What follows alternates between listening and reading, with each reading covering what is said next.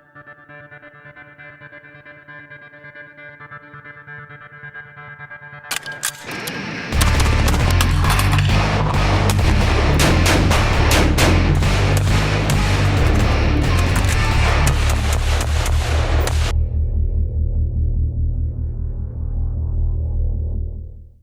guys, it's Rod from Civil Advantage Firearms Training here. Another episode of a guide for the undecided. So today we're going to talk about a very contested, very interesting firearms regulation that we have here in Canada, and that is magazine size restrictions or magazine capacity restrictions. And I think the question that we're asking is, do magazine capacity restrictions enhance public safety? Because if you have legislation and enforcement and penalties and all the rest of that stuff, then that must be the goal. True? I don't know. Let's talk about it. Okay, so the first question is, where did the idea for magazine size restrictions even come from in the first place? Who even thought that this was a good idea? And from what I've read, I think it started when law enforcement officers were still carrying revolvers, and they were complaining to legislators that criminals now had semi-auto pistols with high-capacity magazines, or what we would normally call normal capacity magazines, 15, 17 rounds, whatever, and they were being outgunned. So, to be honest with ourselves, yeah, that might be a concern. I mean, if you've ever shot a revolver, it is quite difficult to reload revolvers quickly. Guys that are, it takes a lot of training. Guys that are really good, they have these speed loaders, and that's okay, yeah, but still, it's not, certainly in my opinion, it's not a practical firearm for self-defense purposes when you're up against semi-autos. A lot of people will have different opinions about that. Certainly I wouldn't be. I'll tell you this for sure. I would not be as effective with a revolver as I would be with a semi-auto. So we'll leave it at that. But here's the thing. And when we're going to tackle these points one at a time, think about that for a second. The police are being outgunned because they have revolvers, and the criminals or the bad people have semi-autos that have high-capacity magazines. So for one, the police now have semi-autos with high-capacity magazines. And they're saying, well, if we put a magazine size restriction, then we wouldn't be outgunned. Let's just say that was the thought. But if you analyze that, if you really think with your thinker for a second, and you think, well, hold on. We're talking about an individual who's engaging a law enforcement officer in a gunfight. I think the last thing on his mind is, oh my God, this guy's seen me shoot more than 10 in a row for a semi-auto pistol. He's seen me shoot more than 10 in a row. He knows I've got an illegal magazine in here. So, I'm not going to say too much about it, but it's an interesting thought, isn't it?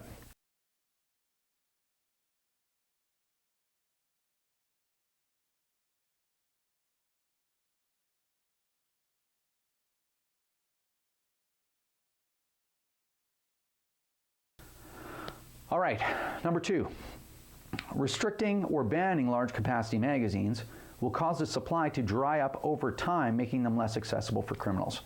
So that's an interesting point, isn't it? We're going to ban high capacity magazines, and then there just won't be any, and then criminals won't have them. What are they going to have? They're all going to have 5-round mags? Is that what they're going to have? No, of course not. If they're not going to, if they can't get high capacity magazines from the regular marketplace, they're going to get them from the black market. They're going to get them. Like, how easy is it to buy an illegal handgun? We found extremely easy. How hard is it going to be to buy an illegal magazine? 10 times easier. So I'll give you an example with the handgun thing. Handguns have been restricted or prohibited since 1969 in Canada. Okay, tightly controlled. And handguns, there's a gun registry. Handguns have been registered since 1934, since the stinking 30s, right? A long time. But what's the most common gun used in crimes in Canada? Handguns, right? And how many of those are registered that were stolen from Canadians or registered to Canadians? Under 10%. So you have almost 95% of all the crime guns are handguns, the most tightly controlled guns in Canada. And the registry has no effect. So we've seen no effect from the registry. We've seen no effect from drying up the supply in criminal hands. They're not even coming out of Canada. They're all imported. The majority of them coming from the United States. So it doesn't matter what law we put on the books here, that's not going to stop. We have an enormous border, and as long as there's money in it, criminals will continue to smuggle stuff across the border. So I think what I'm trying to say is the group of law-abiding citizens, we have no part to play in this whole scheme at all. The second part of number 2 is, guess what's getting real popular now? There's a guy at our range who had a 3D printed gun. And do you know how easy it is to 3D print a magazine? Just like that, it's done, okay? 3D printed guns are really difficult to make. Why? Because the barrel has to withstand an enormous amount of pressure. And the polymer that you find in a 3D printer just isn't strong enough. The barrels are like stinking this thick, right? Just surf around on the internet, surf around on YouTube, and you'll find videos about that. So even just a 22 caliber pistol, I bet you the barrel's like this, 1 inch across, just to withstand the pressure of a 22. I haven't printed one, don't have a printer, but the information I've seen, that's as accurate as I can find. But magazines are under no pressure. Magazines barely have any wear on them. Yeah, metal is better, but a plastic magazine could probably be good for 200, 300, 400, 500 rounds, who knows? And then you toss it. So criminals aren't going to print a magazine. So who are you stopping when you're putting pins in these things? Or you're only allowing the short little magazine. You're not stopping anybody. You're stopping me from going to the range and having fun.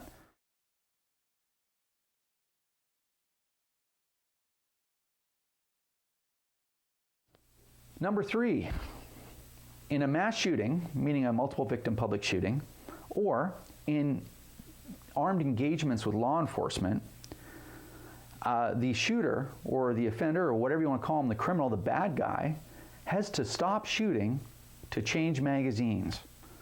Okay, so meaning that I'm going to a gunfight with my 5-round mags with the police because I don't want to break that other law, and luckily for the police, I have to stop to change a mag. So my question is, how long does it really take to change a magazine?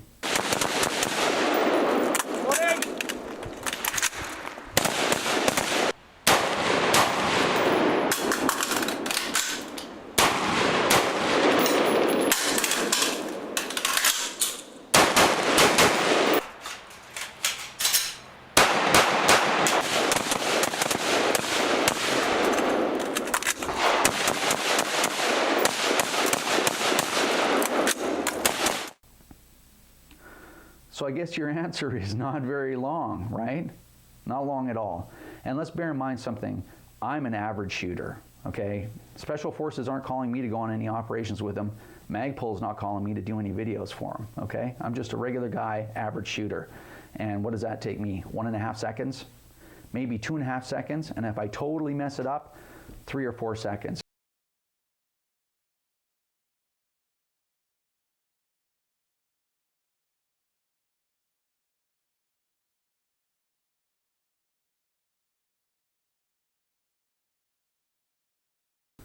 So I think all that to say, the law itself is completely ineffective.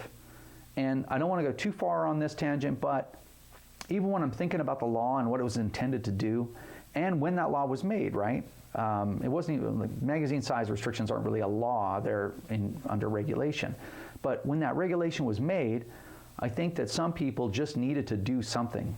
And even those in the government at that time said that the Firearms Act was a political football. So whatever that means, I think other people knew how ineffective it would be and what a burden it is to 2 million of us Canadians that do hold firearm licenses. Number 4, if the law is completely ineffective, be that as it may, are there any downsides of a magazine size restriction? And the answer is, oh yeah, there's downsides.